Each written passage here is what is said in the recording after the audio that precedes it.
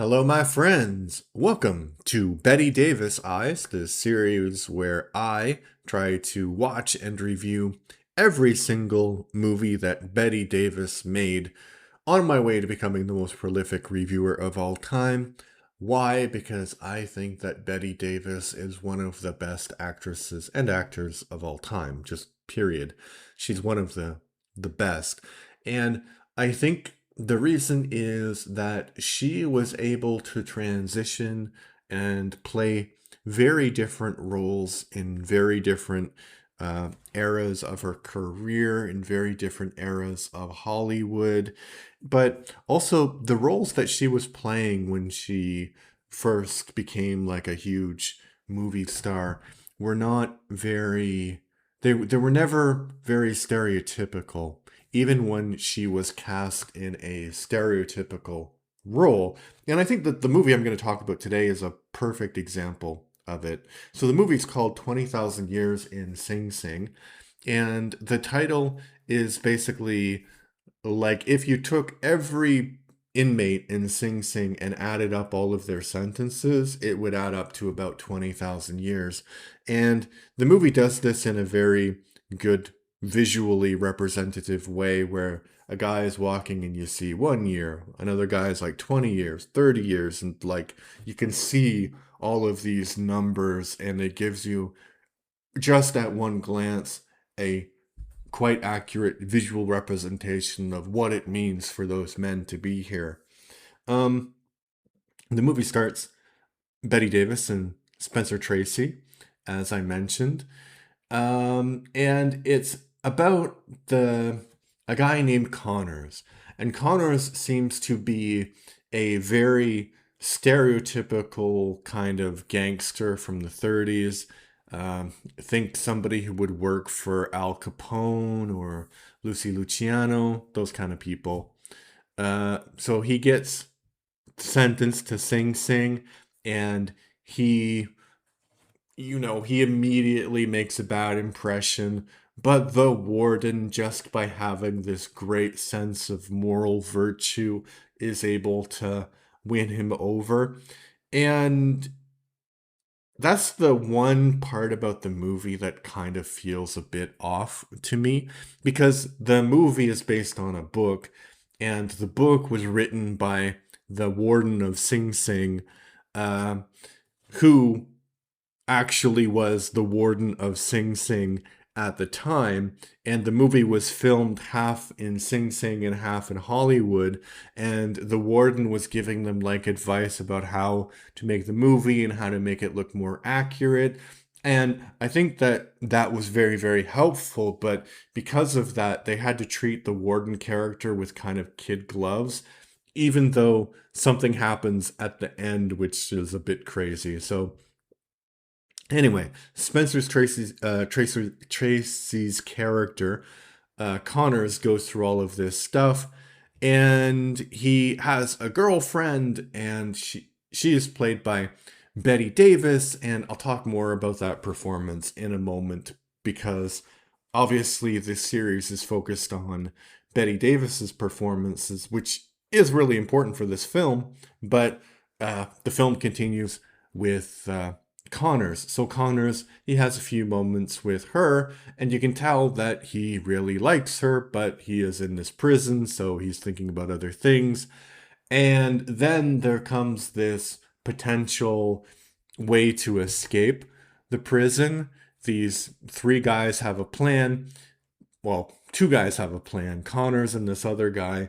And the other guy wants to try to escape on a Saturday, and Connors is a super superstitious guy, and he says, no, nothing good to me has ever happened on a Saturday. Bette Davis' character, who's named Faye, and Connors have this nice little moment where he is explaining this.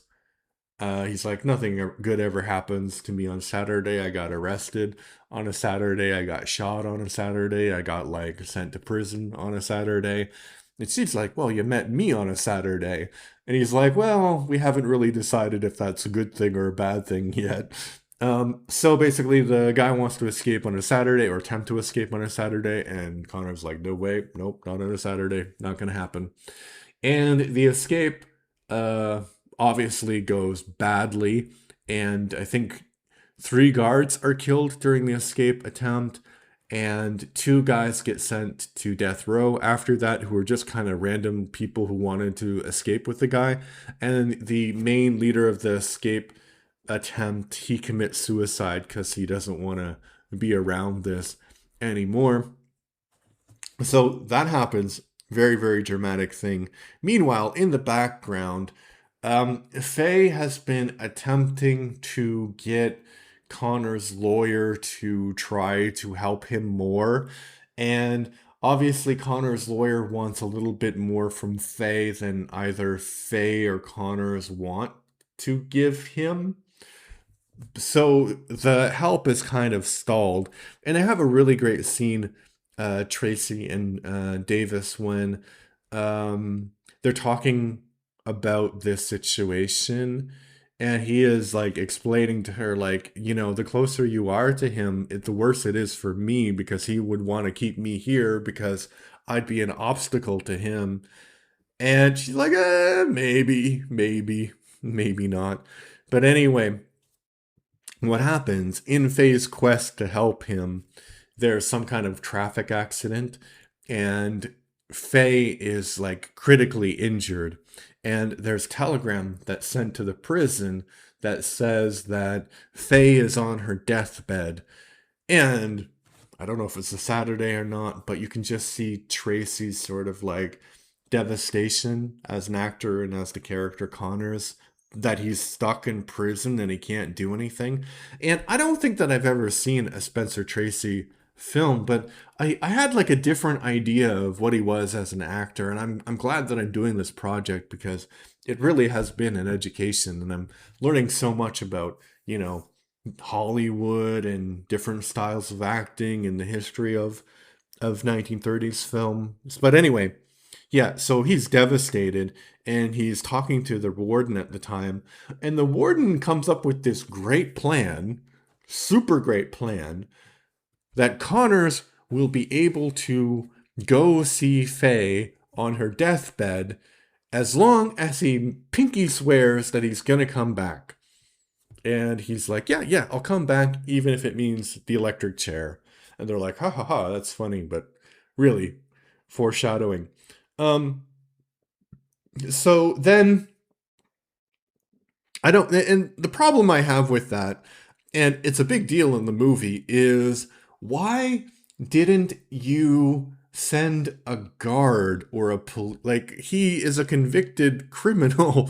You need some kind of guard. Like I can understand why you'd want him to be there at this moment. It's a very nice thing for you to do, but just to have him swear to come back, that seems really, really odd.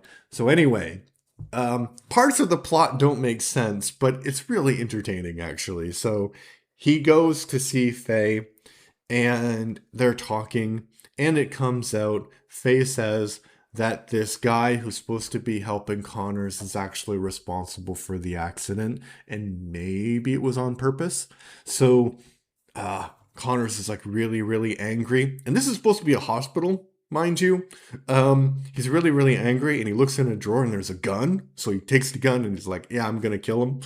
And then Faye's like, "No, no, no, you can't kill him. You can't kill him. You might get out of prison." And respect my dying wish. And they kiss a lot, a lot, a lot, a lot. I guess Spencer and Betty liked kissing each other because there was a lot of that. And then so basically, Faye convinces Connors not to kill him, and then she takes the gun and she's lying dramatically in bed, and then the guy comes in, and they have a struggle, and Connors is getting his butt kicked, and the guy is gonna like murder him with a heavy telephone, like one of those big ancient telephones, bashing him on the head. So Faye obviously shoots him, and then she tells Connors to run away. So Connors, because obviously Connors will be suspected that he killed the guy. So he runs away, which kind of seals his doom because the guy, as he's dying, he doesn't say that Faye did it. He says that Connors did it. So then there's a big manhunt, and the warden is under all of this criticism because he let this guy out on Scout's honor. And the day he sends his resignation in, the guy comes back and he says, "Yes, warden, I said I'd come back even if it meant the electric chair," because, he's got nothing to live for. He thinks that Faye has died. Spoiler, spoiler for the whole movie, but she didn't die. She's actually alive, and what is like a very remarkable recovery. And I understand why they did this, but it doesn't make a lot of sense. It's all to do with the timing. And usually when I complain about the timing on my channel, it's usually because the movies are really, really long and the timing just doesn't work. But here, because the movie is so short, it's like an hour and 20 minutes, they bunched a lot of stuff together. So the trial is not on screen. And so we don't see this, but the scene needs to be in the movie anyway, but it doesn't make sense logically because Faye visits Connors in the death cell and basically says, "Hey, I did it. Hey, Warden, I did it." And probably she would have said that earlier. And she's really begging Connors to marry her. And Connors like, "Look, I've given you nothing in my life, and this is the one thing that I can give you. I can," like, it's this trope of basically heroically sacrificing yourself to the justice system to save someone you love. So he's basically like saying, "I love you, I can give you this one thing, let me give you this and let you, don't be tarnished by my reputation, because if you marry me, I am a condemned criminal, and then people are gonna like look at you like damaged goods, basically, like not just in the sense romantically, but in your entire life, it's going to follow you around." And so maybe this would be a good time to talk about Bette Davis's performance, because if you just listen to my description of the plot, it's really like Betty's role is just to be something that motivates the events of the plot clearly, because you want the movie to be this tragic sort of condemnation of the death penalty. And that's why the warden of Sing Sing actually wrote it, because he was against the death penalty. So you want him to be like a guy that you can see ends up dying through no fault of his own. It needs to be like a tragic thing. So that's Spencer Tracy's role. And the role of Bette Davis is to, as I said, to be the motivating factor. Something will happen to her that motivates the events. And I think on paper, it's a really stereotypical role. But what Bette Davis does with the role is she really, really inhabits it. She has like this sort of like nervous energy. The kisses are like larger than life on her deathbed, but also when she just sees him in the prison, there's there's such an attraction between them.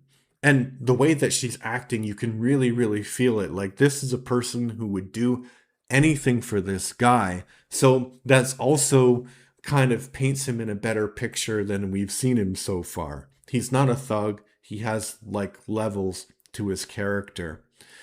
And I was watching a review. I think I don't remember the name of the YouTube channel, but anyway, the person was talking about Bette Davis's performance in All About Eve, where it's such a physical performance, where she's like punctuating things and she's moving things dramatically, like subtle little things that she does. And she did it in 1932 in this movie too. So she was like really natural, really gifted actress from the very beginning.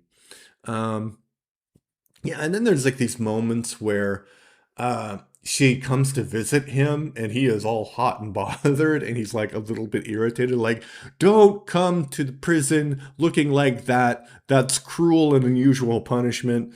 Basically. So the next time she comes to visit, she looks even better, but her, like, because the first time it's sort of like this sexy 1920s look, and the next time it's like refined, elegant. She's wearing a fitted suit. It looks great. Obviously, I don't know how much she would have had influence on her costumes in 1932, but I think probably she was like, "Yeah, it needs to look like this," because she was a person who uh, took control of all of those little details. And yeah, so it just really works as a film. Is it the best Betty Davis film ever? No, it's not the best Betty Davis film ever. It's not the best film ever, but from 1932, it's really a revelation that how well it holds up. And apparently, Betty Davis and Spencer Tracy, they knew that they had done something special in this movie and they always wanted to work together again. But unfortunately, they never got a chance. So I'm really curious about Spencer Tracy now. Hopefully, I get a chance to watch more of his movies because I think he's an interesting actor as well. All right, that's my review of 20,000 Years in Sing Sing. If you've seen this movie, what do you think about it? Put your thoughts in the comment section. If you like what I do, please like this video. Please leave a comment. Please subscribe to the channel. I'm trying to get to 40 subscribers by the end of July. We're currently at 20. And it's all on my goal to becoming the most prolific reviewer of all time. Yeah, and about the comments, you can leave recommendations. I love recommendations for films because sometimes I don't know what to pick. But yes, recommend anything you want. All right, thank you. Bye-bye.